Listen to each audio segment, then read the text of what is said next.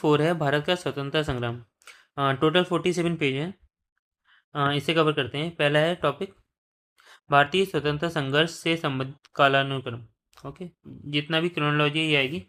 Question देखते हैं। निम्नलिखित घटनाओं पर विचार कीजिए तथा इनसे इनके सही कालानुक्रम अनुसार व्यवस्थित करना है। तो पहले थ्योरी देख लेते हैं। घटनाओं का सही कालक्रम इस प्रकार है। देखो, पहला होता है अंग्रेजों द्वारा अवध का अधिग्रहण।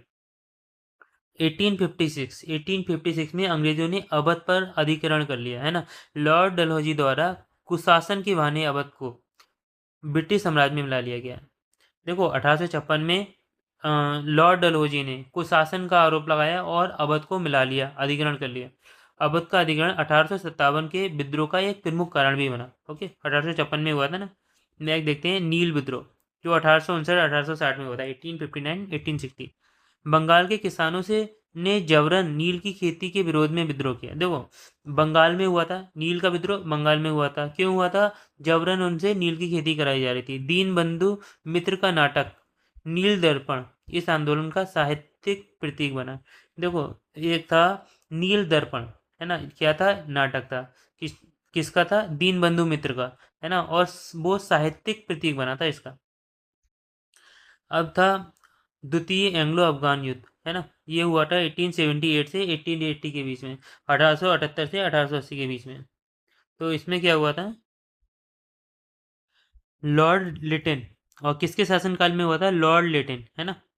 और ब्रिटिश साम्राज्य ने अफगानिस्तान में अपना प्रभाव बढ़ाने हेतु यह युद्ध लड़ रहा था, है ना। तो सबसे बड़ी बात तो ये कब हुआ था? द्वितीय अफगान युद्ध, है ना। अफगानिस्तान में प्रभाव बढ़ाने के लिए हुआ, लॉर्ड लिटिन के कार्यकाल में हुआ। और कब हुआ? 1878 से 1880 के बीच में। अब एक और चीज़ आती है, इल्बर्ट विल विवाद, है ना, 1883। इल्बर्ट विल विवाद कब हुआ था? 1883 में। तो देखो, लॉर्ड रिपिन के शासनकाल में, किसके? लॉर्ड रिपिन शासनकाल में भारतीय मजिस्ट्रेटों को यूरोपियनों पर मुकदमा चलाने का अधिकार देने हेतु इल्बर्ट बिल प्रस्तुत किया गया था। देखो, एक इल्बर्ट बिल था। क्यों दिया गया था? कि भारतीय जो मजिस्ट्रेट थे उनको यूरोपियन जो लोग हैं उन पर मुकदमा चलाने का अधिकार दे रहे थे इसमें। तो ये विवाद हुआ था इसमें इल्बर्ट बिल का। यूरोपियन समुदाय का विरोध के कारण इस बिल में संशोधित करना पड़ा था। ओके, तो यहाँ थ्योरी भी देख लेते हैं थोड़ी। औपनिवेशिक भारत की प्रमुख घटनाएं। देखो, 1757 से 1764, सबसे पहले तो यही था। ब्रिटिश प्रभुत्व की शुरुआत हुई थी 1757 से 1764 में, है ना। प्लासी का युद्ध हुआ था 1757 में और बक्सर का युद्ध हुआ था 1764 में। इन युद्धों ने ईस्ट इंडिया कंपनी को बंगाल पर नियंत्रण दे दिया था, है ना। सबसे पहले जब भी हम बात करेंगे 1757 की बात करेंगे जिसमें प्लासी का युद्ध हुआ था, 1764 की बात करेंगे जिसमें बक्सर का युद्ध हुआ था। इसके बाद में अंग्रेजों को यानी कि ईस्ट इंडिया कंपनी को बंगाल पर नियंत्रण दे दिया, जिससे भारत में ब्रिटिश राजनीतिक व आर्थिक प्रभुत्व की नींव पड़ गई। आगे देखते हैं ब्रिटिश विस्तार और प्रतिरोध। देखो, आंग्ल मैसूर, आंग्ल मराठा युद्ध, है ना, और संधि और विलय नीतियों के माध्यम से।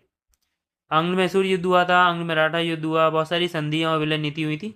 उसके माध्यम से ब्रिटिशों ने अधिकांश भारतीय भूभाग पर अधिकार स्थापित कर लिया। ओके, साथ ही देखो, इसके समानांतर कोल, संथाल, किसान और जनजातीय विद्रोह जारी रहे। देखो, कौन कौन से विद्रोह थे समानांतर? जैसे कौन कौन से हुए? कोल विद्रोह था, संथाल, किसान विद्रोह और जनजातीय विद्रोह शामिल है, मतलब जारी रहे थे। 1857 का विद्रोह एक निर्णायक मोड़ था, है ना। सिपाही शासक और जनता के इस व्यापक विद्रोह ने कंपनी शासन की समाप्ति कर दी और 1858 में भारतीय सीधे ब्रिटिश क्राउन के अधीन आ गया, है ना। तो भारत सीधे ब्रिटिश क्राउन के अधीन आ गया था, जिससे प्रशासनिक व सैन्य ढांचा पूर्णतः बदला गया। ब्रिटिश प्रशासनिक व नीति का सुधार। देखो, भारत सरकार अधिनियम 1858, है ना। सैन्य पुनर्गठन, कानून व न्यायिक प्रणाली का आधुनिकीकरण, शिक्षा सुधार जैसे वुड डिस्पैच तथा प्रांतीय शासन सुधारों ने उपनिवेशवादी प्रशासन को सुदृढ़ किया। स्वतंत्रता संग्राम और उपनिवेशवाद का अंत। देखो, 1947 में हो गया था। और कांग्रेस नेतृत्व गांधी जी के सत्याग्रह, नौसेना विद्रोह 1946 में हुआ था। और द्वितीय विश्व युद्ध के बाद ब्रिटेन की कमजोरी ने स्वतंत्रता की दिशा को तेज कर दिया, जिसके परिणाम स्वरूप 14 अगस्त 1947 को भारत स्वतंत्र राष्ट्र बना। तो क्वेश्चन देख लेते हैं। तो इसमें यही कह रहे हैं कि अंग्रेजों का, ये कह रहे हैं कि जो अवध का जो हुआ था, अंग्रेजों द्वारा अवध का अधिग्रहण हुआ था, तो कब हुआ था? ये हुआ था भैया 1856 में। इल्बर्ट विवाद ये हुआ था हमारा 1883 में। नील विद्रोह ये इसी के ठीक बाद हुआ था, यानी कि कब हुआ था? 1859 1860 में। और द्वितीय एंग्लो अफगान युद्ध कब हुआ था? ये हुआ था हमारा 1878 से 1880 के बीच में हुआ था। सही है, 1878 से 1880। अब देखते हैं नेक्स्ट क्वेश्चन। निम्नलिखित अधिनियमों को उनके काल क्रमानुसार व्यवस्थित करना है। तो देखते हैं पहले थ्योरी देख लेते हैं। लेक्स, देखो, लेक्स लॉ की अधिनियम की बात करते हैं। लेक्स लॉ की अधिनियम 1850 में, लेक्स लॉ की अधिनियम 1850। देखो, धर्म परिवर्तन करने वाले व्यक्ति को पैतृक संपत्ति के आधार से वंचित नहीं किया जा सकेगा। जो भी धर्म परिवर्तन करेगा ऐसा व्यक्ति पैतृक संपत्ति के आधार से वंचित नहीं किया जा सकता। उद्देश्य क्या था? धर्मांतरण करने पर संपत्ति के अधिकार की सुरक्षा की गई थी, 1850। अब देखते हैं हम बंगाल टेनेंसी अधिनियम 1885। बंगाल के किसानों और जमींदारों के बीच विवादों को सुलझाने हेतु हुआ था ये। किसके बीच में? बंगाल के किसानों और जमींदारों को सुलझा के बीच में जो विवाद थे उन्हें सुलझाना था। किसानों के किराएदारी अधिकारों की रक्षा की गई थी, 1885 में हुआ था।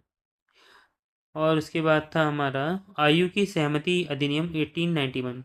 विवाह के लिए न्यूनतम आयु कन्याओं के लिए 12 वर्ष तय की गई थी, जिसका उद्देश्य था बाल विवाह और स्त्री पर अत्याचार को रोकना। आयु की सहमति अधिनियम 1891। इसके बाद आया था हमारा भारतीय विश्वविद्यालय अधिनियम 1904। 1904 में आया था भारतीय विश्वविद्यालय अधिनियम, लॉर्ड कर्जन द्वारा पारित था।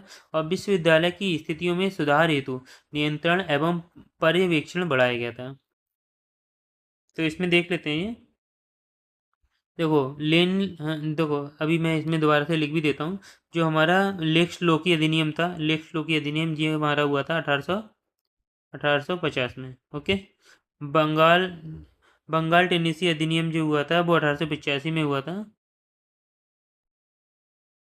आयु की सहमति हुआ था हमारा 1891 में। और भारतीय विश्वविद्यालय अधिनियम था 1904 में। देखो, लेफ्ट लॉ की अधिनियम 1850, बंगाल टेनेंसी अधिनियम 1885, आयु सहमति अधिनियम, है ना, 1891, और भारतीय विश्वविद्यालय अधिनियम 1904। आगे देखते हैं। कालक्रम की दृष्टि से निम्नलिखित घटनाओं में से कौन सी अंतिम थी? देखो, अंतिम घटना देखनी है। देखो, पहले तो हम ये देख लेते हैं। होम रूल आंदोलन 1916 में हुआ था। होम रूल आंदोलन 1916 में हुआ था, है ना, जिसका नेतृत्व कौन कर रहे थे? बाल गंगाधर तिलक और एनी बेसेंट, है ना। इसी तरह जो जलियांवाला बाग हत्याकांड है 13 अप्रैल 1919 को हुआ था। जनरल डायर के आदेश पर हुआ था, जिससे पूरे भारत में आक्रोश फैल गया था। जो खिलाफत आंदोलन था वो 1919 में हुआ था, है ना। और अली बंधु, जो शौकत अली व मोहम्मद अली के नेतृत्व में शुरू हुआ था, और जिसका उद्देश्य था तुर्की खलीफा की सत्ता की रक्षा करना, खिलाफत आंदोलन।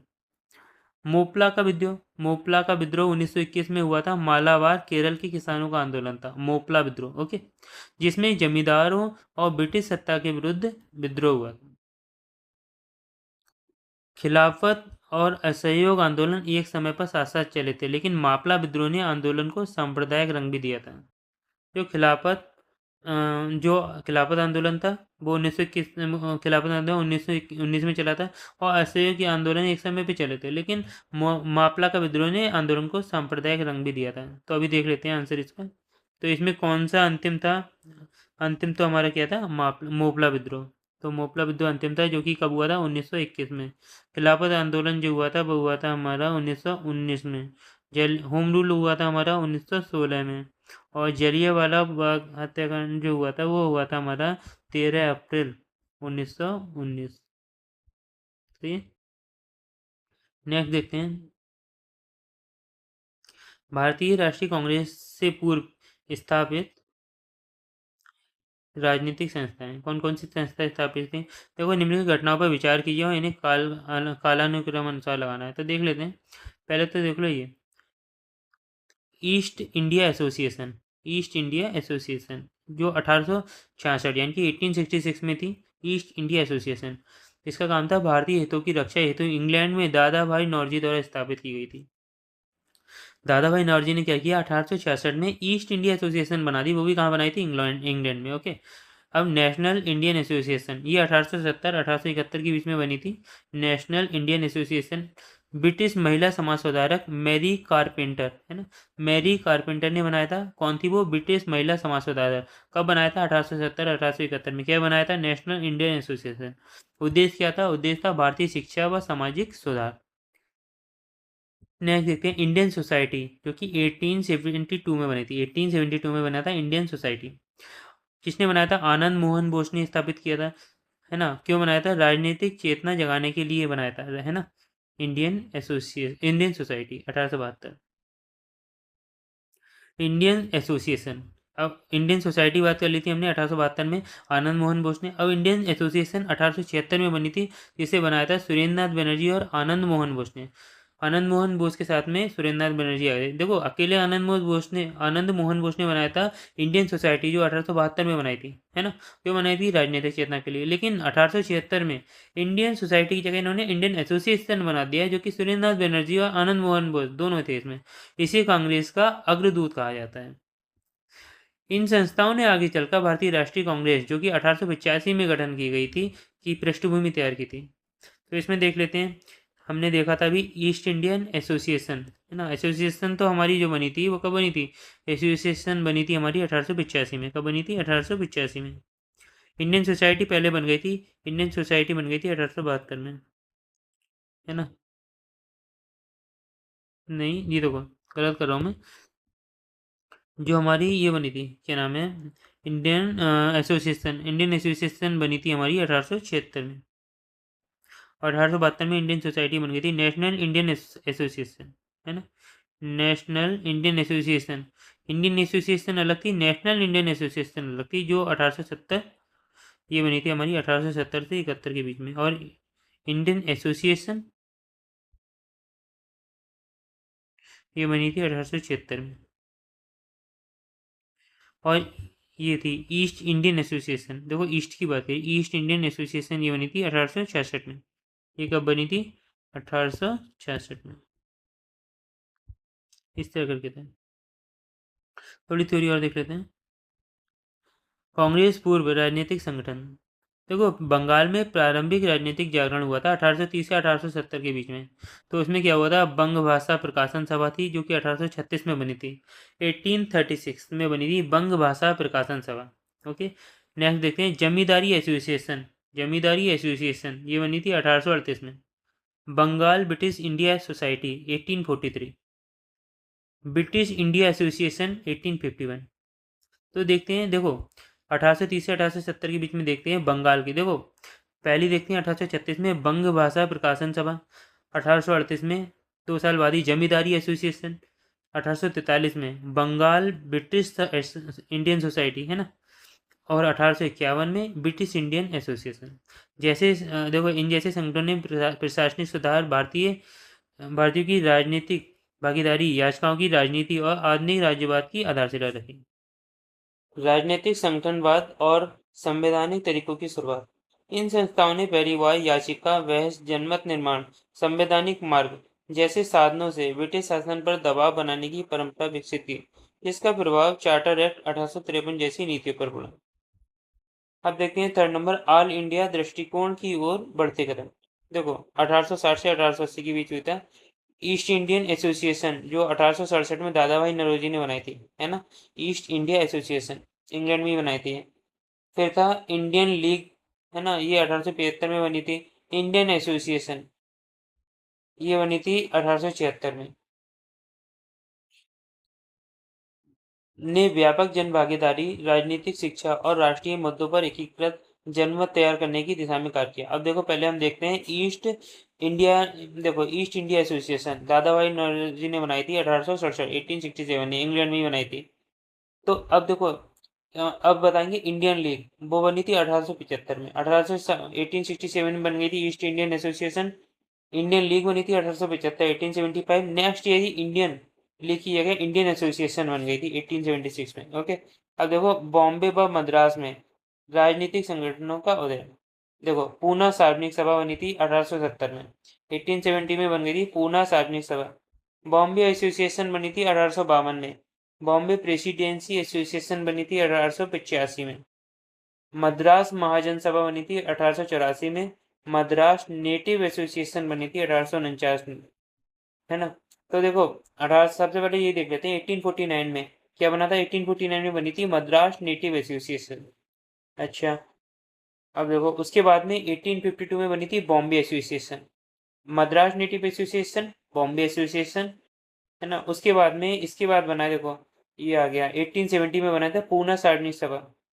1849, 1852, 1870 जो पूना सार्वजनिक सभा है। उसके बाद में 70 के बाद में ये आ गया मद्रास महाजन सभा, है ना, 1884। उसके बाद में आया बॉम्बे प्रेसिडेंसी एसोसिएशन 1885। इन्होंने किसानों के अधिकारों, ब्रिटिश नीतियों की आलोचना और स्थानीय राजनीतिक संगठनों के सुदृढ़ीकरण में भूमिका निभाई। अब देखते हैं सीमाएं और कांग्रेस के गठन की आवश्यकता। ये संगठन क्षेत्रीय सीमित सदस्यता वाले, स्थानीय मुद्दों पर केंद्रित और राष्ट्रीय समन्वय से वंचित थे। परिणाम स्वरूप अखिल भारतीय राजनीतिक मंच की आवश्यकता महसूस हुई, जिसने 17 में भारतीय राष्ट्रीय कांग्रेस के गठन का मार्ग प्रशस्त किया। आगे देखते हैं। देखो नीचे दो कथन दिए गए हैं, जिनमें से एक को अभिकथन, दूसरे को कारण बताया गया। देखिए क्या है, ए और दो दोनों सही हैं और व्याख्या भी करता है। देख लेते हैं। बंगाल ब्रिटिश इंडियन सोसाइटी, है ना, बंगाल ब्रिटिश इंडियन सोसाइटी की स्थापना कब हुई थी? 1843 में, है ना। और किसने की थी? जॉर्ज थॉमसन के प्रयासों का परिणाम था। बंगाल ब्रिटिश इंडियन सोसाइटी की स्थापना 1843 में जॉर्ज थॉमसन के प्रयासों का परिणाम था। जॉर्ज थॉमसन, है ना, जॉर्ज थॉमसन द्वारा कालांतर में टॉरे इंग्लैंड से भारत राजनीतिक आंदोलन संगठित करने के लिए लाए गए थे। देखो जॉर्ज थॉमसन के बारे में कहा गया है कि जॉर्ज थॉमसन द्वारा कालांतर में टॉरे टॉरे को इंग्लैंड से भारत लाया गया था राजनीतिक आंदोलन संगठित करने के लिए, है ना। देख लेते हैं थोड़ी। बंगाल ब्रिटिश इंडियन सोसाइटी 1843 का मुख्य उद्देश्य क्या था? भारतीयों की राजनीतिक चेतना को बढ़ाना और ब्रिटिश संसद में भारतीय मुद्दों को रखना। इसके संस्थापक कौन थे? इसके संस्थापक थे जॉर्ज थॉमसन और कुछ भारतीय शिक्षित वर्ग थे। यह संस्था बाद में इंडियन एसोसिएशन जो 1876 और फिर भारतीय राष्ट्रीय कांग्रेस की पृष्ठभूमि बनी। तो देखो 1843 में Bengal British Indian society, George Thomson, okay. 1876 में इंडियन एसोसिएशन और 1885 में भारतीय राष्ट्रीय कांग्रेस, ओके। यह संस्था मध्यम वर्गीय शिक्षित बंगाली वर्ग का प्रतिनिधित्व करती थी। बंगाल ब्रिटिश इंडियन सोसाइटी और लैंड होल्डर सोसाइटी 1837। देखो बंगाल ब्रिटिश इंडियन सोसाइटी जो 1843 में बनी थी और लैंड होल्डर सोसाइटी जो 1837 में बनी थी, इनका आपस में विलय हो गया था, वो हुआ था 1851 में। और ब्रिटिश इंडियन एसोसिएशन बनी थी, British Indian association. Bengal British Indian society की स्थापना 1847 में कलकत्ता में हुई थी। अब बंगाल ब्रिटिश इंडियन सोसाइटी की स्थापना कब हुई थी? 1847 में हुई थी कलकत्ता में। इसका उद्देश्य क्या था? भारत में उदारवादी राजनीति का विकास करना और ब्रिटिश संसद में भारतीय हितों की रक्षा करना। जॉर्ज थॉमसन इंग्लैंड के उदारवादी नेता थे, है ना। इनकी गठन मतलब जॉर्ज थॉमसन उदारवादी इंग्लैंड के नेता थे और उन्होंने इसके गठन में प्रमुख भूमिका निभाई थी। यहाँ पे थोड़ा ये गलत दे रखा है। बंगाल ब्रिटिश इंडियन सोसाइटी की स्थापना 1843 में है ना, जो कि कलकत्ता में हुई थी। 1847 नहीं, 1843। थोड़ा थ्योरी देख लेते हैं। देखो औपनिवेशिक काल की प्रमुख राजनीतिक संस्थाएं कौन कौन सी थी? ब्रिटिश ईस्ट इंडिया कंपनी की राजनीतिक सैन्य संरचना। देखो बंगाल, मद्रास और बॉम्बे की प्रेसिडेंसी सेनाएं, ICS और पुलिस औपनिवेशिक शासन के प्रमुख उपकरण थे। 1858 के बाद कंपनी शासन समाप्त हो गया और यह संरचना सीधे ब्रिटिश क्राउन के अधीन चली गई। कांग्रेस पूर्व राजनीतिक संगठन जो 1830 से 1885 के बीच में थे, कौन कौन से थे? देखो प्रमुख संगठन पहले तो हम देख लेते हैं लैंड होल्डर सोसाइटी। क्या देखते हैं? लैंड होल्डर सोसाइटी जो हमारी थी 1738, है ना। ये डेट गलत लिखी हुई है। लैंड होल्डर सोसाइटी 1838 है, ये सही है ना। Bengal British Indian society, Bengal British Indian society ये 1843, ब्रिटिश इंडियन एसोसिएशन ये 1851 में, British Indian association, Indian association 1876, Poona Sarvajanik Sabha 1867, Madras महाजन सभा 1884, बॉम्बे प्रेसिडेंसी एसोसिएशन 1885, है ना। दोबारा से रिवाइज कर लेते हैं, देखो पहली देखेंगे land holder society 1838, Bengal British India society 1843, 1851 में था British Indian association, Indian association था 1876 में, पूना सार्वजनिक सभा 1867, मद्रास महाजन सभा 1884, बॉम्बे प्रेसिडेंसी एसोसिएशन 1885। इन संस्थाओं ने प्रशासनिक सुधार, भारतीयों की राजनीतिक भागीदारी और राष्ट्रवाद की प्रारंभिक चेतना विकसित की थी। अब देखो 1885 में तो भारतीय राष्ट्रीय कांग्रेस ही आ गई थी, भारतीय राष्ट्रीय कांग्रेस 1885, ए.ओ. ह्यूम द्वारा स्थापित औपनिवेशिक काल की सबसे प्रभावशाली अखिल भारतीय राजनीतिक संस्था थी। और आईएनसी जो इंडियन नेशनल कांग्रेस ने 1892, 1909, 1919, 1935 के संवैधानिक सुधारों को प्रभावित किया था और भारतीय स्वशासन व स्वतंत्रता आंदोलन को दिशा दी थी। आगे देखते हैं मुस्लिम राजनीतिक चेतना व अन्य संगठन। देखो एक है सेंट्रल मोहम्मदन नेशनल एसोसिएशन, है ना, ये 1877 में थी, सेंट्रल मोहम्मदन नेशनल एसोसिएशन, जो सैयद अमीर अली द्वारा बनी थी और मुस्लिम राजनीतिक सामाजिक सुधारों के लिए थी। एक थी सर्वेंट्स ऑफ इंडिया सोसाइटी, 1905 में बनी थी, गोपाल कृष्ण गोखले द्वारा राजनीतिक शिक्षा, लोक सेवा व राष्ट्रवाद के प्रसार हेतु बनी थी। राष्ट्रवादी आंदोलन की नींव, इन संस्थाओं ने राजनीतिक संगठनवाद, याचिका पद्धति, जनमत निर्माण और राष्ट्रीय चेतना को जन्म दिया था। परिणाम स्वरूप आईएनसी नेतृत्व में स्वतंत्रता आंदोलन को एक मजबूत संस्थागत आधार मिला। आगे देखते हैं, नीचे दो कथन दिए गए हैं और एक पहला कथन है और दूसरा रीजन है। देखते हैं सी एन की, दोनों सही है और आगे की सही व्याख्या करता है। देख लेते हैं, भारतीय प्रश्नों पर विवेचना के लिए दादाभाई नौरोजी ने 1866 में लंदन में ईस्ट इंडिया एसोसिएशन का गठन किया था। ओके, वह ब्रिटिश जनमानस को प्रभावित करना चाहते थे। दादाभाई नौरोजी को grand old man of India कहा जाता है। दादाभाई नौरोजी को क्या कहा जाता है? Grand old man of India. 1866 में लंदन में ईस्ट इंडिया एसोसिएशन की स्थापना की। भारत उद्देश्य क्या था इसका? भारतीय प्रश्नों पर ब्रिटिश जनता और संसद को जागरूक करना। यह ब्रिटिश जनता व संसद को भारतीय समस्याओं से अवगत कराने वाला पहला संगठन था। आगे चलकर भारतीय राष्ट्रीय कांग्रेस 1885 की नींव रखने में भी इसका योगदान रहा था। आगे देखते हैं, दादाभाई नौरोजी की पुस्तक थी poverty and un British rule in India. Dadabhai Naoroji की प्रसिद्ध पुस्तक कौन सी है? Poverty and un British rule in India. Dadabhai Naoroji 3 बार कांग्रेस अध्यक्ष रहे। 1892 में ब्रिटिश संसद के पहले भारतीय सदस्य भी बने। स्वतंत्रता संघर्ष से जुड़े प्रमुख नेता और उनकी राजनीतिक संस्थाएं। प्रारंभिक राजनीतिक चेतना के अग्रदूत कौन कौन थे? दादाभाई नौरोजी, देखो दादाभाई नौरोजी, सुरेंद्रनाथ बनर्जी, आनंद मोहन बोस, फिरोज शाह मेहता, रनाडे, शंकर सेठ आदि ने ब्रिटिश शासन के विरुद्ध संगठित राजनीतिक आवाज उठाने की शुरुआत की थी। इन नेताओं ने पहली बार जनता राज्य संवाद की परंपरा स्थापित की थी। दादाभाई नौरोजी और ईस्ट इंडिया एसोसिएशन 1866। लंदन में स्थापित थी ईस्ट इंडिया एसोसिएशन 1866। उद्देश्य था ब्रिटिश जनता के सामने भारतीय पीड़ा और शोषण को उजागर करना। भारत की समस्याओं पर अंतर्राष्ट्रीय मंच तैयार करने वाली पहली भारतीय संस्था थी। सुरेंद्र नाथ बनर्जी, आनंद मोहन बोस और इंडियन एसोसिएशन 1876। देखो इंडियन एसोसिएशन जो थी 1876 में सुरेंद्र नाथ बनर्जी और आनंद मोहन बोस के साथ ने बनाई थी। शिक्षित मध्यम वर्ग और आम जनता को राजनीति से जोड़ने का पहला प्रयास था, पहला बड़ा प्रयास। यह संस्था आगे चलकर भारतीय राष्ट्रीय कांग्रेस के निर्माण का आधार बनी थी। और देखते हैं क्षेत्रीय राजनीतिक संस्थाएं बम्बई, पुणे और मद्रास में। देखो 1885 में बॉम्बे प्रेसिडेंसी एसोसिएशन किसने बनाई थी? प्रोसा मेहता, केटी तेलंग, बदरुद्दीन तैयबजी, है ना। और इल्बर्ट बिल विवाद के बाद सक्रिय राष्ट्रवाद का केंद्र भी बनी थी। पूना सार्वजनिक सभा ये 1867 में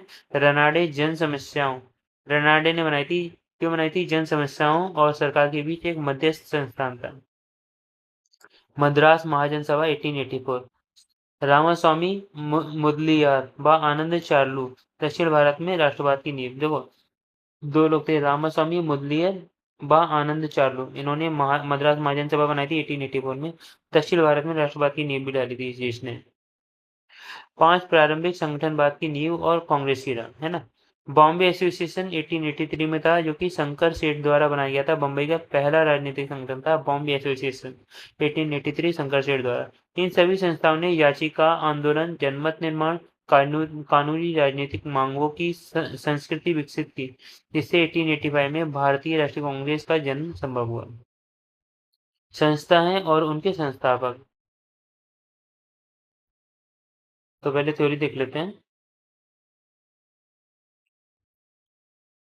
इंडियन एसोसिएशन 1876 में कोलकाता में बना। सुरेंद्रनाथ बनर्जी व आनंद मोहन बोस द्वारा बना। कांग्रेस की पूर्ववर्ती संस्था थी। पूना सार्वजनिक सभा 1870 में बना। महादेव गोविंद रनाडे व अन्य सुधारकों द्वारा स्थानीय स्वशासन की मांग थी। बम्बई प्रेसिडेंसी एसोसिएशन 1885 से पहले ही बनाया और फिरोज शाह मेहता, के टी तेलंग व बदरुद्दीन तैयबजी द्वारा स्थापित था। मद्रास महाजन सभा 1884 में बना था। आनंद चार्लू द्वारा स्थापित था। दक्षिण भारत में राजनीतिक चेतना की अग्रणी संस्था थी। इन संस्थाओं ने मिलकर भारतीय राष्ट्रीय कांग्रेस 1885 के लिए महत्वपूर्ण भूमिका तैयार की। तो इसमें देख लो, ए है, यानी कि जो इंडियन एसोसिएशन है वो है हमारा इंडियन एसोसिएशन है वो सुरेंद्रनाथ बनर्जी ने बनाया था। पूना सार्वजनिक सभा बनाई थी हमारी गोविंद रनाडे ने। और बम्बई प्रेसिडेंसी जो है ना वो बनाई थी हमारी बम्बई प्रेसिडेंसी बनाई थी फिरोज शाह मेहता ने। और मद्रास महाजन सभा बनाई थी आनंद चार्लू ने, है ना। मद्रास महाजन सभा महासभा। अब देखते हैं, थोड़ी देख लेते हैं थोड़ी। भारत देखो, स्वतंत्र संग्राम की प्रमुख संस्थाएं। पहली थी भारतीय राष्ट्रीय कांग्रेस, जो कि 1885 में बनाई थी। राष्ट्रीय आंदोलन का मुख्य नेतृत्व एओ ह्यूम द्वारा स्थापित थी। दादा भाई नौरोजी, तिलक, गांधी, नेहरू जैसे नेताओं ने राष्ट्रव्यापी जन आंदोलन को संगठित किया था। असहयोग, सबने अवज्ञा, भारत छोड़ो आंदोलन जैसे बड़े आंदोलन का नेतृत्व भी हुआ था। क्रांतिकारी संगठन देखो, गदर पार्टी, अनुशीलन समिति, अभिनव भारत। क्रांतिकारी जो भी क्रांतिकारी संगठन थे ये 3 थे। तो इसमें देख लेते हैं। गदर पार्टी 1913 में बनाई थी। लाला हरदयाल, सोहन सिंह भकना विदेशी और क्या बनाई थी, विदेशियों में सशस्त्र क्रांति की तैयारी की है। 2 लोग थे, लाला हरदयाल एंड सोहन सिंह भकना। इन्होंने गदर पार्टी 1913 में बनाई थी। अनुशीलन समिति 1902, है ना। 1902 में अनुशीलन समिति बनी थी। बाघा जतिन, बरिंद्र घोष, है ना। और ये एक बम क्रांति और सशस्त्र प्रतिरोध था। बाघा जतिन और बरिंद्र घोष ने बनाया था अनुशीलन समिति 1902 में। यह एक बम क्रांति और सशस्त्र प्रतिरोध था। अभिनव भारत 1904 में सावरकर बंधु ने बनाया था। यह गुप्त संगठन था और सशस्त्र गतिविधियों में सक्रिय था। स्वशासन आधारित आंदोलन था, कौन सा था, होम रूल लीग आंदोलन था, जो कि 1916 में बना था। तिलक और एनिबेसेंट द्वारा स्थापित भारत को भारत के लिए के सिद्धांत पर आधारित था। तिलक और एनिबेसेंट ने बनाया था। स्वराज की मांग ने कांग्रेस को जन आधारित संगठन में बदलने का मार्ग खोला।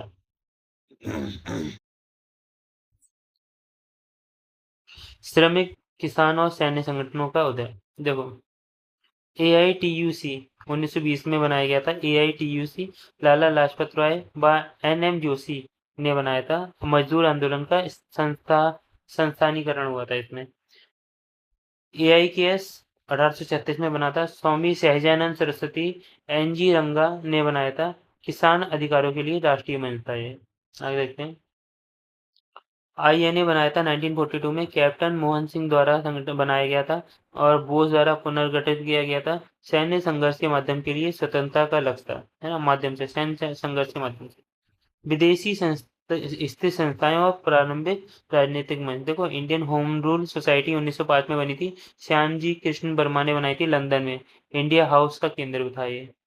पुनः सार्वजनिक सभा 1870 में रनाडे ने बनाई थी। जनता और सरकार के बीच सेतु था। कांग्रेस पूर्व जागरण का प्रमुख मंच भी था। अब कुछ सोसाइटी देख लेते हैं।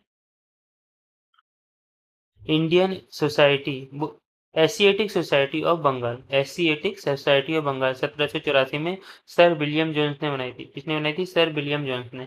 इसका उद्देश्य था भारत की प्राचीन भाषाओं, इतिहास व संस्कृति का अध्ययन।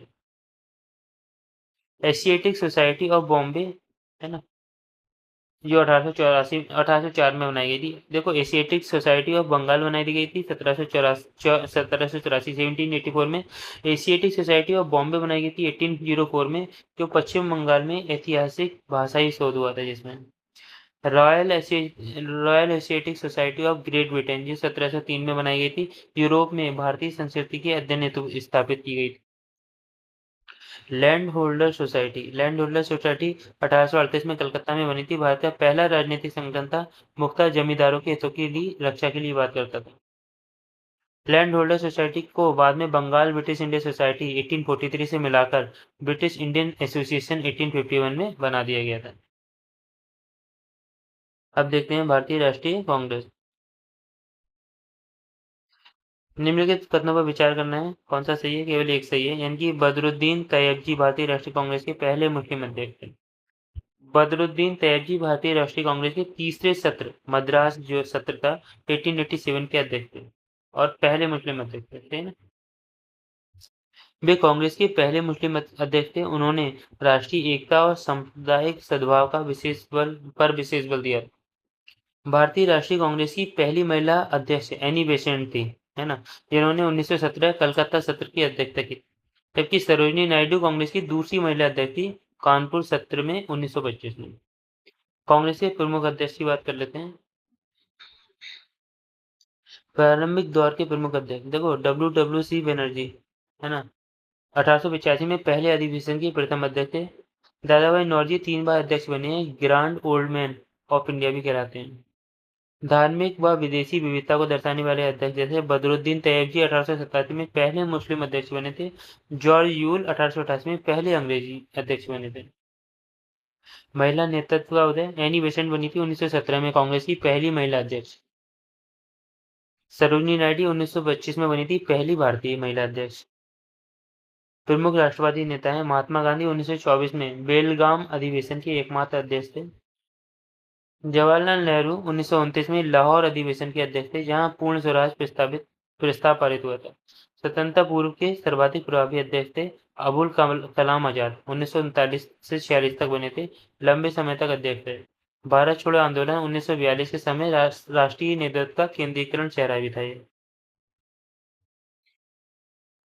भारतीय राष्ट्रीय कांग्रेस का प्रथम अधिवेशन कहाँ हुआ था? तो कहाँ हुआ था? बंबई में हुआ था। देखो, भारतीय राष्ट्रीय कांग्रेस की स्थापना 28 दिसंबर 1885 को हुई थी। प्रथम अधिवेशन बंबई में हुआ था। अधिवेशन की अध्यक्षता बामेश चंद्र बनर्जी ने की थी। किसने? बामेश चंद्र बनर्जी, WC बनर्जी बोलते हैं ना यानी। अधिवेशन में लगभग 72 प्रतिनिधि ने भाग लिया था, 72 प्रतिनिधि। कांग्रेस के संस्थापक कौन है? एहो ह्यूम, है ना। कांग्रेस के संस्थापक थे एहो ह्यूम, जो एक सेवानिवृत्त, है ना, ब्रिटिश अधिकारी थे। आगे देखते हैं। भारतीय राष्ट्रीय कांग्रेस के संगठन के समय भारत का गवर्नर जनरल और वाइसरॉय कौन था? Lord Dufferin. देखो, भारतीय राष्ट्रीय कांग्रेस INC की स्थापना 28 दिसंबर 1885 को बॉम्बे मुंबई में हुई थी। इसकी स्थापना एओ ह्यूम ने की थी, जो सेवानिवृत्त ब्रिटिश अधिकारी थे। कांग्रेस के पहले अधिवेशन की अध्यक्षता बॉमी चंद्र बनर्जी ने की थी। उस समय भारत के वायसराय और गवर्नर जनरल थे लॉर्ड डफरिन। लॉर्ड डफरिन ने कांग्रेस की स्थापना को प्रारंभ में सेफ्टी वॉल्व के रूप में समर्थन दिया, ताकि भारतीय असंतोष को नियंत्रित किया जा सके, है ना। और लॉर्ड रिपन की बात करते हैं, 1880 से 1884 के बीच में थे। कांग्रेस की स्थापना से पहले के वायसराय थे। इन्होंने स्थानीय स्वशासन की शुरुआत की थी। लॉर्ड लैंसडाउन, है ना, लॉर्ड लैंसडाउन, ये 1888 से 1894, 1888 से 1894 तक रहे थे। कांग्रेस के बाद के वायसराय थे, है ना। इनके काल में भारतीय परिषद अधिनियम 1892 लागू हुआ था। 1892 लागू हुआ था। लॉर्ड कर्जन 1899 से 1905 था। इनके शासनकाल में 1905 में बंगाल का विभाजन हुआ था। भारतीय राष्ट्रीय कांग्रेस के 3 चरण थे, है ना।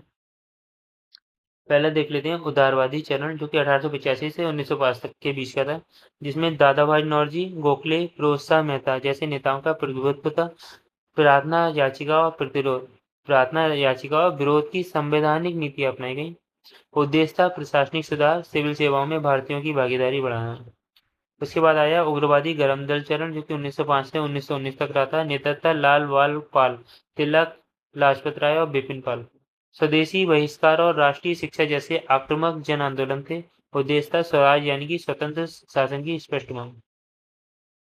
उसके बाद आया था गांधीवादी चरण, जो 1919 से 1947 तक रहा था। नेतृत्व किया था महात्मा गांधी, नेहरू, पटेल, राजेंद्र प्रसाद ने, है ना।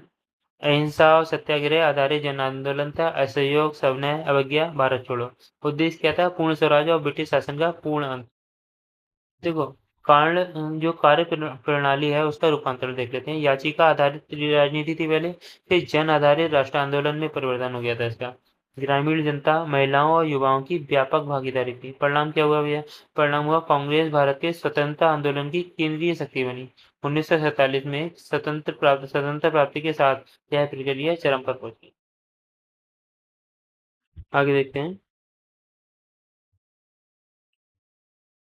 निम्नलिखित में से किस अधिवेशन में कांग्रेस ने पहली बार भारतीय रियासतों के प्रति अपनी नीति घोषित की थी? तो देखो, नागपुर अधिवेशन 1920।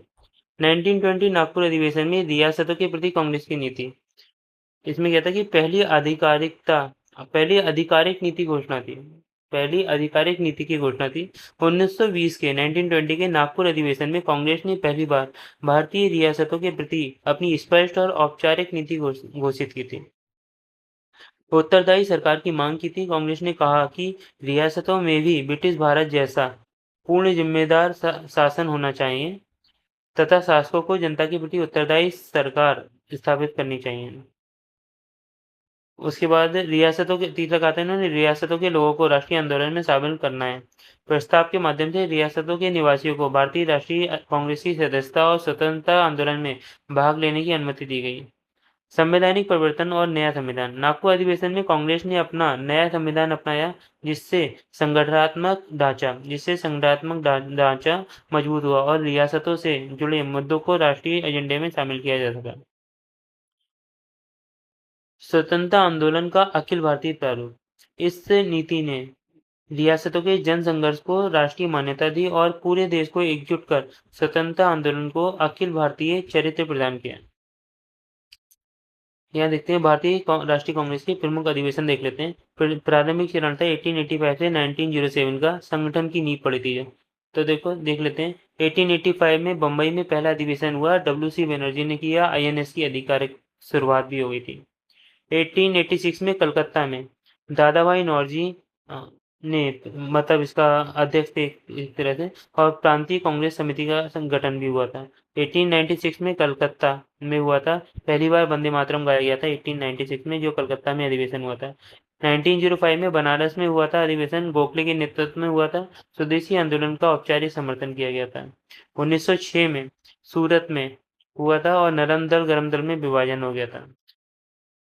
राष्ट्रीय मांगों का विकास 1906 से 1916। देखो 1906 कलकत्ता में हुआ था। दादा भाई नौरोजी द्वारा स्वराज सेल्फ गवर्नमेंट की पहली मांग की गई थी।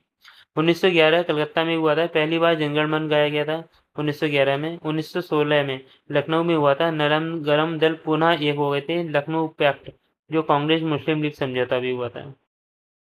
अब गांधी युग की शुरुआत हो जाती है। ये हुई थी गांधी युग की शुरुआत 1917 से 1931 के बीच में। तो क्या हुआ था? 1917 में 1917 में कलकत्ता में हुआ था एनिवेशन, पहली महिला अध्यक्ष बनी थी। 1920 में कलकत्ता में हुआ था असहयोग आंदोलन का प्रस्ताव हुआ था लाला लाजपत राय द्वारा। 1924 में बेलगाम में हुआ था गांधी जी का एकमात्र अध्यक्षीय अधिवेशन था। 1929 में कानपुर में हुआ था, सरोजिनी नायडू भारतीय पहली महिला अध्यक्ष बनी थी, है ना, भारतीय महिला अध्यक्ष बनी थी। 1929 में लाहौर में हुआ था, नेहरू द्वारा पूर्ण स्वराज प्रस्ताव दिया गया था और 26 जनवरी को स्वतंत्रता दिवस मनाने का निर्णय भी किया गया था। 1931 को कराची में हुआ था, मौलिक अधिकारों एवं राष्ट्रीय आर्थिक कार्यक्रम का ऐतिहासिक प्रस्ताव दिया गया था। अब देखो ग्रामीण भारत में कांग्रेस की बात कर लेते हैं। 1936 में 1936 फैजपुर में, है ना, नेहरू की अध्यक्षता थी। पहला अधिवेशन दिया गया था जो ग्रामीण क्षेत्र में आयोजित हुआ था। स्वतंत्रता का अंतिम चरण था 1942 से 1946। इसमें देखो 1942 में बम्बई में हुआ था, भारत छोड़ो आंदोलन का प्रस्ताव दिया गया था, और 1946 में मेरठ में हुआ था। स्वतंत्रता से पूर्व पूर्व अंतिम अधिवेशन जेबी कृपलानी ने दिया था। कांग्रेस में नरम दल और गरम दल। क्वेश्चन है देखो, प्रारंभिक, इसमें देख लेते हैं कौन सा सही है। पहले तो देखो सी, यानी कि दोनों सही है, सही व्याख्या भी है, पढ़ लेते हैं। प्रारंभिक राष्ट्रवादियों में से अधिकांश का ब्रिटिश राज्य ईश्वरीय दान लगता था, जिसका उद्देश्य आधुनिकीकरण लाना था। प्रारंभिक राष्ट्रवादियों में से अधिकांश का ब्रिटिश राज ईश्वरीय दान लगता था, जिसका उद्देश्य आधुनिकीकरण लाना था। उनकी शिकायत केवल भारत में अन्य ब्रिटिश राज के खिलाफ थी। देख लेते हैं थ्योरी। प्रारंभिक राष्ट्रवादी ब्रिटिश शासन को एक प्रकार का ईश्वरीय वरदान मानते थे। उनका विश्वास था कि ब्रिटिश शासन भारत में आधुनिकीकरण, शिक्षा, विज्ञान व प्रशासनिक सुधार लाएगा। ये लोग ब्रिटिश शासन से पूर्ण स्वतंत्रता नहीं चाहते थे, बल्कि संवैधानिक सुधार व प्रशासनिक भागीदारी की मांग करते थे। इनका मानना था कि यह शासन भारतीय समाज के विकास के लिए सहायक होगा। परंतु इनकी शिकायत ब्रिटिश राज के अस्तित्व से नहीं थी, बल्कि इसके अन्यायपूर्ण चरित्र, अनब्रिटिश रूल से थी। यानी ब्रिटिश नीतियां उनके घोषित आदर्शों के विपरीत थी।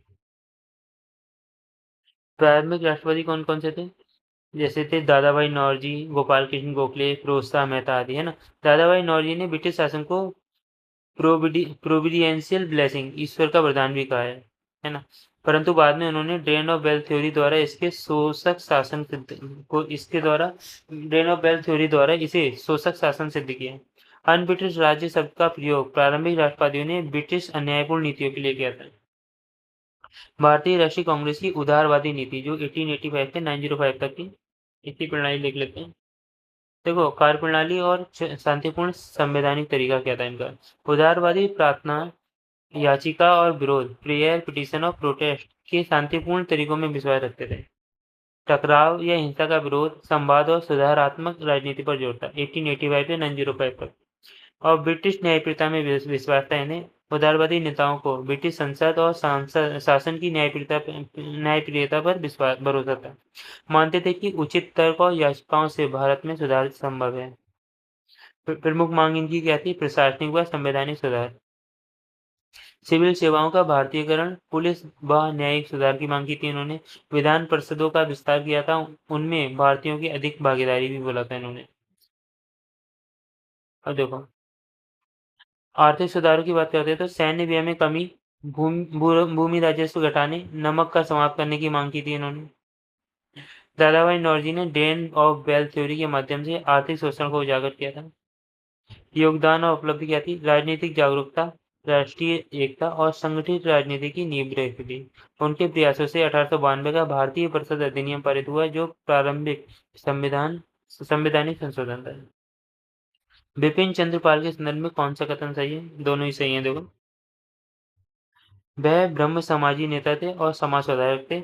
न्यू इंडिया नाम की साप्ताहिक पत्रिका प्रकाशित करते थे। कौन? बिपिन चंद्र पाल। बिपिन चंद्र पाल ब्रह्म समाज से जुड़े थे, ओके, और समाज सुधारक भी थे। इन्होंने 1901 में न्यू इंडिया नामक एक साप्ताहिक पत्रिका का प्रकाशन किया था। देखो, वे लाला लाजपत राय, बिपिन चंद्र पाल और बाल गंगाधर तिलक त्रयी के प्रमुख सदस्य थे, है ना, बिपिन चंद्र पाल, जिन्होंने उग्र राष्ट्रवाद का प्रचार किया था। अब देखो, भारतीय राष्ट्रीय कांग्रेस में गरम दल, प्रमुख नेता कौन थे? लाल बाल पाल तिगड़ी थी, लाला लाजपत राय पंजाब केसरी पंजाब में, है ना, बाल गंगाधर तिलक लोकमान्य तिलक जिन्हें बोलते हैं महाराष्ट्र में, बिपिन चंद्रपाल बंगाल, क्रांतिकारी विचारधाराओं के प्रमुख प्रवर्तक थे।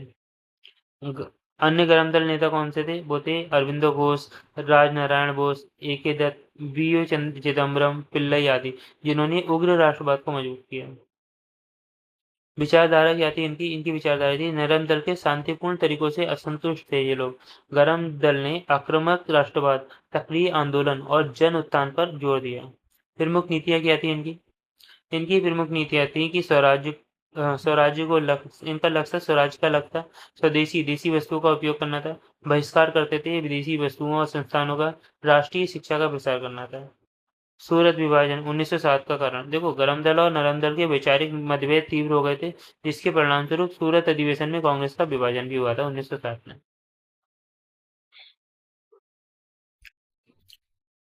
निम्नलिखित में से कौन भारतीय राष्ट्रीय कांग्रेस का अध्यक्ष कभी नहीं चुना गया? तो देखो, लाला बाल गंगाधर तिलक नहीं चुने गए थे। बाकी तो लाला लाजपत राय भी चुने गए थे, एनी बेसेंट भी चुनी गई थी, मोतीलाल नेहरू भी चुने गए थे।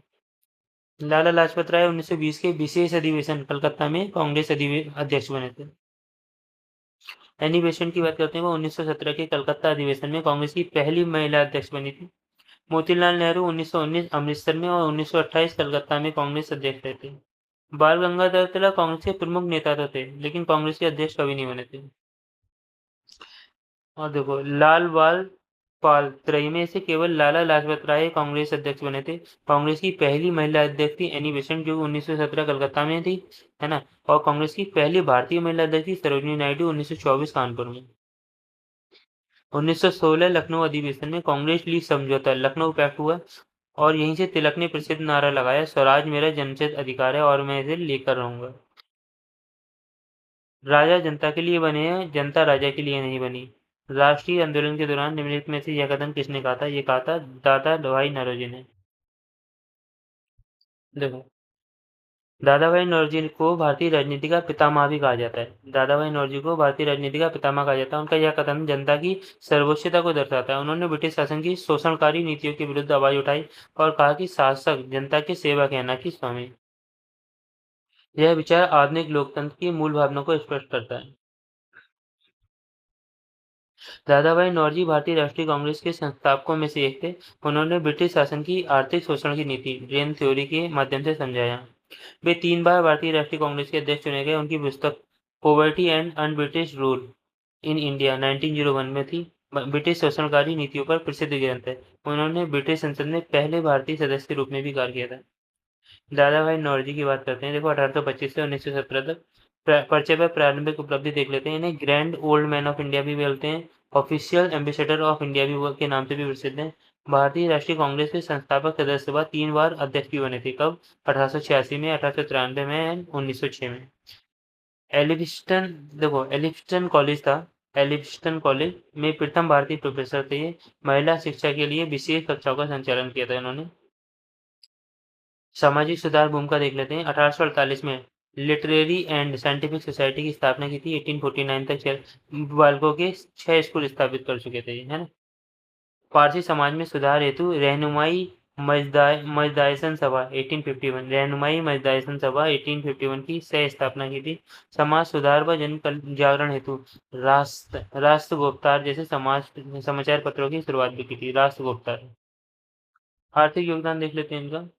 इनका आर्थिक योगदान देखो, धन के बहिर्गमन का सिद्धांत ड्रेन ऑफ वेल्थ थ्योरी, है ना। ब्रिटिश शासन द्वारा भारत की संपत्ति के व्यवस्थित बहिर्गमन ड्रेन ऑफ वेल्थ थ्योरी का प्रथम वैज्ञानिक विश्लेषण किया था। प्रसिद्ध ग्रंथ है इनका poverty of India, poverty and un British rule in India. उनके दबाव में बेलवी कमीशन की स्थापना हुई, जिसमें वे सदस्य रहे थे। राजनीतिक भूमिका व नेतृत्व देख लेते हैं। नरमपंथी विचारधारा के प्रमुख थे। संवैधानिक संघर्ष किया था। याचिका और शांतिपूर्ण विरोध के समर्थक थे। इंडियन सोसाइटी 1865 में और ईस्ट इंडियन एसोसिएशन 1866 के संस्थापक थे। 1812 में ब्रिटिश संसद के लिए चुने जाने वाले प्रथम भारतीय थे। तिलक, गोखले और गांधी जैसे नेताओं के मार्गदर्शक भी थे। शिक्षा व नैतिकता में योगदान देखो, अनबार्ड प्राथमिक शिक्षा के समर्थन में 1882 में हंटर आयोग के समक्ष मांग की थी, है ना। The duties of the Zoroastrians, है ना। The duty of the Zoroastrians में नैतिकता, विचार, वाणी, कर्म की शुद्धता का संदेश दिया था। शिक्षा और सुशासन को भारतीय राष्ट्रवाद की बुनियादी शर्तें माना था। अब देखो, और लोगों के बारे में देख लेते हैं। जैसे सुरेंद्रनाथ बनर्जी, ये राष्ट्रवाद के अग्रदूत थे, है ना। राष्ट्रवाद का पैगंबर कहलाया है सुरेंद्रनाथ बनर्जी। आईसीएस में चयनित हुए, नस्लीय भेदभाव के कारण पदच्युत हो गए थे, जिससे वे राष्ट्रवादी राजनीति की ओर प्रेरित हो गए थे। 1862 में इंडियन एसोसिएशन के संस्थापक बने थे। कांग्रेस पूर्व सबसे महत्वपूर्ण राजनीतिक मंच था ये इंडियन एसोसिएशन। 2 बार कांग्रेस अध्यक्ष बने थे, 1895 एंड 1902 में। प्रभावशाली लेखक थे। ए नेशन इन मेकिंग उनकी प्रसिद्ध कृति है। आरसी दत्त के बारे में बोलते हैं। ये आर्थिक राष्ट्रवाद के जनक थे। आईसीएस अधिकारी थे, अर्थशास्त्री और भारतीय आर्थिक इतिहास के प्रमुख विद्वान थे। ब्रिटिश नीतियों से उत्पन्न गरीबी को प्रमाणित रूप से समझाया। The economic history of India उनकी प्रमुख रचना थी। दादा भाई नौरोजी के ड्रेन थ्योरी को व्यवस्थित रूप से विकसित किया था इन्होंने। 1899 में बेलगांव कांग्रेस अधिवेशन के अध्यक्ष भी थे आरसी दत्त। गोपाल कृष्ण गोखले गांधी जी के राजनीतिक गुरु थे। उदारवादी नेतृत्व का प्रमुख स्तंभ थे। तर्क, संवाद और संवैधानिक सुधारों के समर्थक थे। 1905 में सर्वेंट्स ऑफ इंडियन सोसाइटी की स्थापना की। राष्ट्र सेवा हेतु प्रशिक्षित कार्यकर्ताओं का निर्माण किया। 1905 में बनारस अधिवेशन के अध्यक्ष थे। बंगाल विभाजन के विरोध का नेतृत्व किया था। महात्मा गांधी ने इन्हें अपना राजनीतिक गुरु कहा था। भारतीय स्वतंत्रता संघ आंदोलन को दी गई सामूहिकता। देखो, शुरुआती राष्ट्रवाद राजनीतिक संगठन, आर्थिक समालोचना और जन जागरण की नींव रखी। इनके विचारों और प्रयासों ने बाद के राष्ट्रवादी चरण तिलक से गांधी तक को वैचारिक आधार प्रदान किया था। पुस्तक और लेखक देख लेते हैं। देखो, सूची सम्मिलित करना है लेखक और पुस्तक, देख लेते हैं। देखो, लल्लन जी गोपाल है, इन्होंने लिखी थी the economic life of northern India, है ना, the economic life of northern India. यह पुस्तक उत्तरी भारत के मध्यकालीन आर्थिक जीवन, कृषि, भूमि, राजस्व, व्यापार और नगरों पर आधारित है। मध्यकालीन आर्थिक संरचना को समझाने के लिए मानक ग्रंथ भी है। हबीब एवं निजामी, इन्होंने क्या लिखा है, a comprehensive history of India. The Delhi sultanate, है ना, द दिल्ली सल्तनत, यह दिल्ली सल्तनत के इतिहास पर सर्वाधिक प्रमाणिक व विस्तृत पुस्तक है। मोहम्मद हबीब एवं खलीक अहमद निजामी के संपादन में प्रकाशित है। के एस लाल की बात करते हैं। के S Lal, history of the Khilji, है ना, हिस्ट्री ऑफ द खिलजी। के एस लाल खिलजी वंश के राजनीतिक इतिहास, प्रशासन, अभियानों व आर्थिक नीतियों के प्रमुख इतिहासकार हैं। यह कृति यूपी पीसीएस में बार बार पूछी भी गई है। हिस्ट्री ऑफ द खिलजी, ये के एस लाल ने लिखी है। अब दशरथ शर्मा की बात करते हैं। अली चौहान डायनेस्टी, है ना, अली चौहान डायनेस्टी। दशरथ शर्मा राजपूतों के इतिहास के प्रमुख योगदान थे। यह पुस्तक चौहान वंश की उत्पत्ति, विस्तार व राजनीतिक इतिहास का महत्वपूर्ण स्रोत है। आगे देखते हैं। अब देखो, आधुनिक भारत की पुस्तकें, प्रमुख पुस्तकों के बारे में देख लेते हैं। महात्मा गांधी की पुस्तक देख लेते हैं। पहले देखते हैं महात्मा गांधी की पुस्तकें कौन कौन सी हैं। यंग इंडिया, हरिजन, नवजीवन, हिंद स्वराज, सत्य के साथ मेरे प्रयोग। तो देखो, महात्मा गांधी की पुस्तक 1, 2, 3, 4, 5 पुस्तक देख लो। यंग इंडिया, हरिजन, नवजीवन, हिंद स्वराज, सत्य के साथ मेरे प्रयोग। बाल गंगाधर तिलक की पुस्तक देख लो। इन्होंने 3 पुस्तक लिखी थी, केसरी, मराठा, गीता रस। जवाहरलाल नेहरू की पुस्तक देख लो। इन्होंने भारत की खोज लिखी थी, झलक विश्व के इतिहास की, है ना, विश्व इतिहास, ग्लिम्स ऑफ वर्ल्ड हिस्ट्री, कहानी, letters from a father to his daughter, ये लिखी थी 3।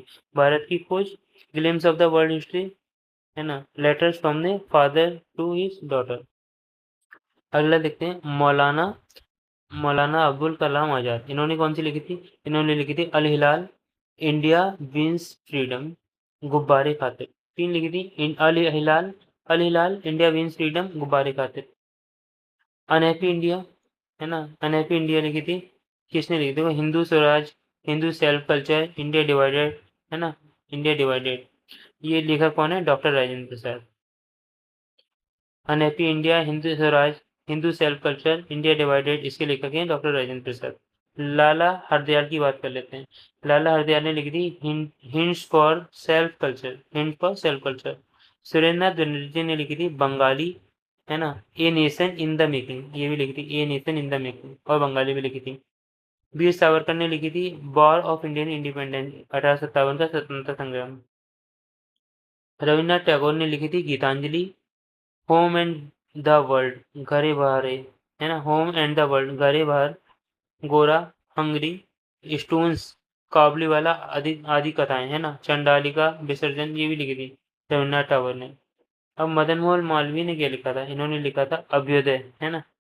गोपाल कृष्ण गोखले ने लिखा था हिंदुस्तान लीडर नेशन। केशव चंद्र सेन ने लिखा था इंडियन मिरर। दीनबंधु मित्र ने लिखा था नील दर्पण। अरविंद घोष ने लिखा था, श्री अरविंद जो है, Karmayogi, Yugantar, Savitri, life divine, essays on Gita, Vande Mataram संपादन। मोहम्मद इकबाल ने लिखा था तराना ए हिंद, सारे जहां से अच्छा, बागेदारा। एनी बेसेंट ने लिखा था commonweal, new India. Subhash Chandra Bose ने लिखा था इंडियन हिस्ट्रिकल कॉल, है ना, संपादन जो होता है। मोहम्मद अली ने लिखा था कॉमरेड हमदर्द। राजा राममोहन राय ने लिखा था संवाद कौमुदी। ईश्वरचंद्र विद्यासागर ने लिखा था सोम प्रकाश। मोतीलाल नेहरू ने लिखा था इंडिपेंडेंट। दादा भाई नौरोजी ने लिखा था राष्ट्रगुप्तार, poverty and un-British rule in India, Hind Bharat में दरिद्रता और अन्यायपूर्ण शासन। शिशिर कुमार घोष ने लिखा था अमृत बाजार पत्रिका। इसके बाद में तारकनाथ दास ने लिखा था फ्री हिंदुस्तान। सचिंद्र दासानियल ने लिखा था द रिवॉल्यूशनरी। दयानंद सरस्वती ने लिखा था सत्याग्रह प्रकाश।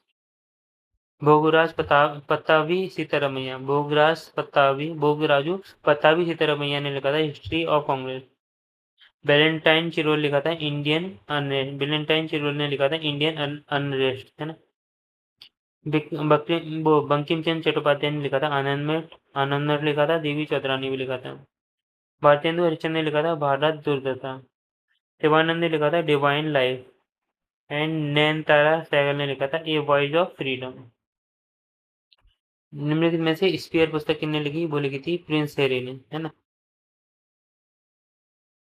स्पीयर पुस्तक ब्रिटेन के शाही परिवार के सदस्य प्रिंस हैरी द्वारा लिखी गई एक आत्मकथात्मक रचना है। इसमें उन्होंने बचपन, शाही परिवार और भीतर के अनुभवों, माँ प्रिंसेस डायना की मृत्यु, सैन्य जीवन तथा राज्य परिवार से अलग होने के कारणों को विस्तार से लिखा है। यह पुस्तक 2023 में विश्व स्तर पर अत्यधिक चर्चित रही और व्यक्ति के कई रिकॉर्ड बनाए थे। इसमें प्रिंस हैरी ने अपने निजी जीवन, ब्रिटिश शाही परिवार के अनुभवों और मीडिया से जुड़े विवादों का उल्लेख भी किया है। स्पेयर पुस्तक जनवरी 2023 में प्रकाशित हुई और यह जल्दी ही बेस्टसेलर बन गई। इसमें प्रिंस हैरी ने अपने शाही जीवन की चुनौतियों, मानसिक स्वास्थ्य और सेना में अपने अनुभवों को साझा किया। इस पुस्तक में ब्रिटिश मीडिया और शाही परिवार के आंतरिक मतभेदों का भी खुलासा किया गया है। स्पेयर शीर्षक का आशय रिजर्व है, यानी उत्तराधिकारी। प्रिंस विलियम के बाद स्पेयर माने जाने वाले प्रिंस हैरी। इस पुस्तक में ब्रिटेन की राजनीति, मीडिया और राजतंत्र की भूमिका पर विश्वव्यापी बहस को जन्म दिया गया। किंग चार्ल्स वर्तमान ब्रिटेन के राजा हैं, पर उन्होंने स्पेस नहीं लिखा है। प्रिंस फिलिप दिवंगत ड्यूक ऑफ एडिनबर्ग और क्वीन एलिजाबेथ सेकंड के पति हैं, है ना। प्रिंस विलियम कौन है? प्रिंस हैरी के बड़े भाई और ब्रिटिश शाही परिवार के सदस्य हैं। बंकिम चंद्र चट्टोपाध्याय के संदर्भ में निम्नलिखित कथनों पर विचार करना है। वह कलकत्ता विश्वविद्यालय के से उन्होंने प्रथम स्नातक किया और सीताराम उनका अंतिम उपन्यास था। दोनों बातें सही हैं। बंकिम चंद्र चट्टोपाध्याय को आधुनिक भारत उपन्यास का जनक कहा जाता है। वे कलकत्ता विश्वविद्यालय 1858 के पहले स्नातक थे। उनका अंतिम उपन्यास था सीताराम 1886 में था, जिसमें आदर्श नारी चरित्र का वर्णन था। वे प्रशासनिक सेवा डिप्टी मजिस्ट्रेट में भी कार्यरत थे। अब बंकिम चंद्र चट्टोपाध्याय के बारे में थोड़ा देख लेते हैं। बंकिम चंद्र चट्टोपाध्याय 27 जून 1838 से 8 अप्रैल 1894। देखो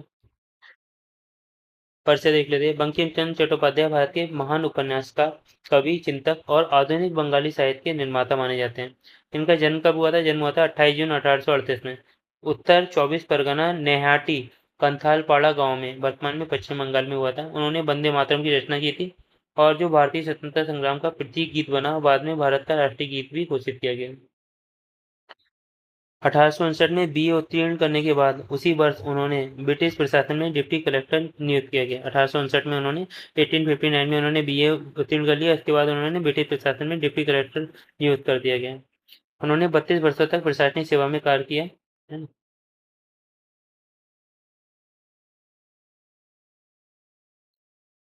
उन्होंने 32 वर्षों तक प्रशासनिक सेवा में कार्य किया और 1891 में सेवानिवृत्त हो गए थे, है ना। निधन देखो 8 अप्रैल 1894 में उनका निधन हो गया था। भारत के स्वतंत्रता संग्राम में योगदान किया था। इन्होंने आनंदमठ लिखी थी 1882 में। उनका सबसे प्रसिद्ध राष्ट्रवादी उपन्यास था, जिसकी पृष्ठभूमि सन्यासी विद्रोह 1770 से 1820 है। इसी उपन्यास से भारत को वंदे मातरम जैसा अमर राष्ट्रगीत प्राप्त हुआ। उनके साहित्य ने बंगाल में राष्ट्रवादी चेतना, स्वाभिमान और आत्मबल को नई दिशा दी थी। बंग दर्शन 1872। बंकिम चंद्र द्वारा बंकिम चंद्र द्वारा स्थापित अग्रणी साहित्यिक मासिक पत्रिका थी बंगदर्शन 1872 में। बंगाली समाज में राष्ट्रवाद, सामाजिक सुधार और सांस्कृतिक पुनर्जागरण को सशक्त करने में महत्वपूर्ण भूमिका निभाई थी। 1905 के बंगाल विभाजन के दौरान इस पत्रिका ने स्वदेशी आंदोलन की भावनाओं को अभिव्यक्ति दी थी। यही वह स्थान है जहाँ टैगोर का भविष्य का राष्ट्रगान अमर सोनार बांग्ला पहली बार प्रकाशित हुआ था। साहित्यिक योगदान देख लेते हैं इनका। बंकिम चंद्र ने बंगाली भाषा को जन भाषा बनाने और साहित्य को राष्ट्रीय अस्मिता से जोड़ने का बीड़ा उठाया था। उनका प्रथम प्रकाशित उपन्यास अंग्रेजी में था राजमोहन की पत्नी, राजमोहन वाइफ। प्रमुख कृतियां क्या है इनकी? कपाल कुंडली, है ना, कपाल कुंडलिनी, जो 1866 में बनी थी। बंगाली साहित्य में रोमांटिक उपन्यास की शिखर रचना थी। कृष्ण कांतर बिरला, देवी चौधरानी, विद्रोह व नारी शक्ति का संदेश, विषवृक्षता, चंद्रशेखर 1877 में, और आनंद मठ 1882 में राष्ट्रवाद का शाश्वत ग्रंथ था। बंगाली पुनर्जागरण भूमिका देखो, बंकिम चंद्र को बंगाल पुनर्जागरण का वैचारिक स्तंभ कहा जाता है। उन्होंने लेखन में बंगाल में आत्मसम्मान, सांस्कृतिक गौरव और राष्ट्रीय भक्ति की नवचेतना जगाई। बंग दर्शन ने एक ऐसी साहित्यिक परंपरा विकसित की जिसने आगे चलकर टैगोर, शरत चंद्र, विवेकानंद जैसे अनेक विद्वानों को प्रेरित किया।